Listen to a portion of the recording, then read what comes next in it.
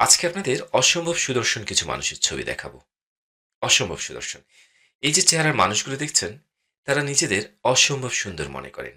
কিংবা অন্যভাবে বলতে গেলে সৌন্দর্যের যে ব্যাপারটি যেটা আসলে আমরা দেখি, আমরা সাধারণভাবে যে সৌন্দর্যটা বুঝি, তারা সেই জায়গাটাকে ওভাবে করে প্রাধান্য দেন না। তাদের কাছে মূল সৌন্দর্য হচ্ছে আপনার কাজের দক্ষতা। অর্থাৎ আপনি কি কাজে দক্ষ সেটাই আপনার সৌন্দর্য। এবং ছবির এই মানুষগুলো তারা তাদের কাজের দক্ষতা দিয়ে সেই দক্ষতার প্রমাণ রেখেছে।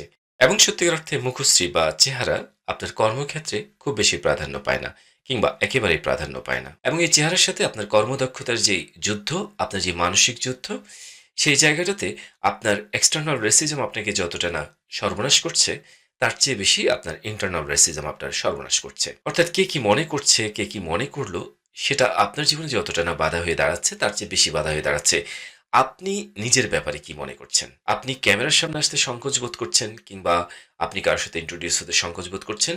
এই সংকোচের পুরো জায়গাটা কিন্তু আপনার নিয়ন্ত্রণে এবং আপনি আপনার প্রথম এবং প্রধান শত্রু হয়ে দাঁড়াচ্ছেন। এবং আমি ব্যক্তিগতভাবে যখন ক্যামেরার সামনে আসার সিদ্ধান্ত নিলাম, তখন আমার সবচেয়ে বড় একটা অবস্ট্রাকল ছিল। আমি দেখলাম যে আমার মধ্যে একটা ইন্টারনাল রেসিজম কাজ করছে এবং সেটা হচ্ছে যে আমার আ কথা বলার সময় আমার ঠোঁটটা একটু বাঁকা হয়। আমাদের ক্রিকেটার মাহমুদুল্লাহর মতো। এবং মাহমুদুল্লাহর ঠোঁটটা আমার চেয়ে অনেক বেশি বাঁকা হয়।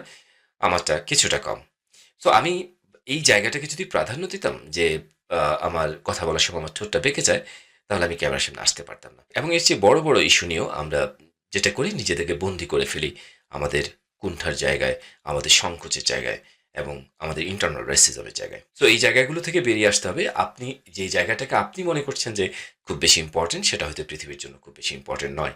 আর সবচেয়ে বড় কথা, আপনার এক্সপার্টিজম হচ্ছে আপনার সবচেয়ে বড় বন্ধু। এবং আপনার সাথে যারা কমিউনিকেট করবে, তাদেরও কিন্তু আপনার সেই এক্সপার্টিজম নিয়েই তাদের কনসার্ন।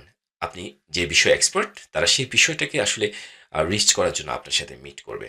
সো আপনি যে বিষয়টিতে দক্ষ, তার যত্ন নিন। একটা ব্যাপার আপনি খুব সিম্পলি চিন্তা করে দেখুন যে খুব সুদর্শন একজন মানুষ, কিন্তু সে কোনো কাজে দক্ষ নয়। সে কিন্তু পৃথিবীর কোনো প্রয়োজন সার্ভ করতে পারবে না। অপরদিকে একজন সেই মানের কোনো সৌন্দর্য কিংবা তার মধ্যে আকর্ষণ করার মতো তেমন কোনো চেহারা নেই, কিন্তু সে মানুষটা কোনো একটা কাজে দক্ষ। আপনি কিন্তু তাকে ইগনোর করতে পারবেন না। এবং এটাই বাস্তবতা, এটাই পৃথিবী। সো আপনার ইন্টারনাল রেসিজম থেকে বেরিয়ে আসুন এবং আপনার জীবনে যুক্ত করুন আরেকটি নতুন অধ্যায়। ভালো থাকবেন।